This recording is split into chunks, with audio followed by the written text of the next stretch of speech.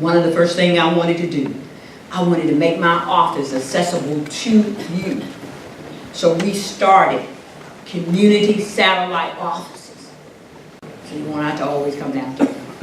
The officers love us out there too because they can communicate on cases right there in our satellite offices. And we set up those offices specifically for family violence victims so that they can come in and get protective orders.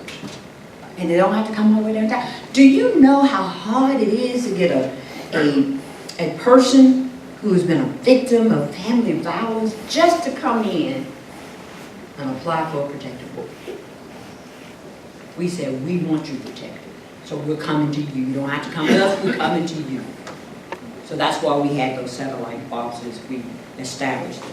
I think you had your hand up and then I'll get your hand. Yes, sir. Thank you so much. It's great to see you again. Your story is inspiring, and I want to thank you for that. When you mentioned about the family, the domestic violence units, one of the things that takes place at times is false accusations. The reason I say this is because I experienced that. Now, I had gone to former military, top secret clearance, Bible college, seminary, pastor, missionary. I was falsely accused of family violence. Cost me $20,000. And yet it seems that in most of these instances, perjury is just brushed aside. It's not even considered to be a matter of relevance.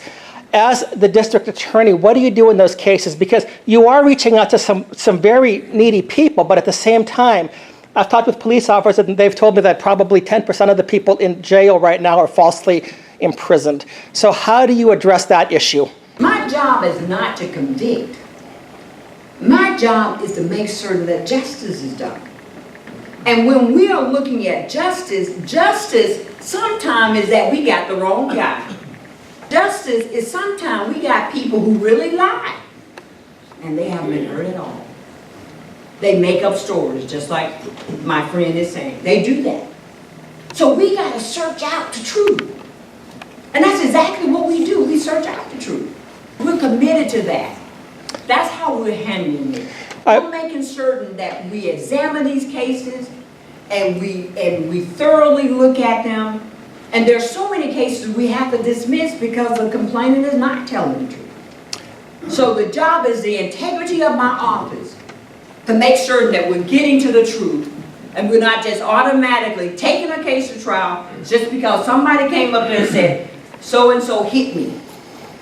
We're investigating every case, so we're doing better at that. We're having to dismiss, we're doing some dismissals in cases. I appreciate you saying that. The detective who actually called me down said if I don't come down, I'm going to be arrested, knew that I was innocent, and yet rather than dismiss everything, he decided to kick me into misdemeanor traffic court.